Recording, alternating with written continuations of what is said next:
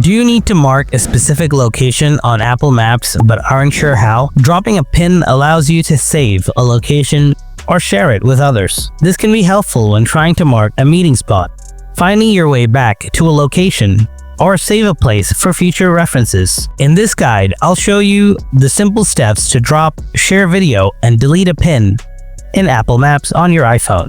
Solution 1. Drop a pin in Apple Maps. Open Apple Maps on your iPhone. Navigate to the location where you want to drop the pin by searching for the location or manually moving around the map. Tap on the exact spot where you want to place the pin. Scroll down. You will find the pin option. If I zoom in, you can see you actually have pin on the same location.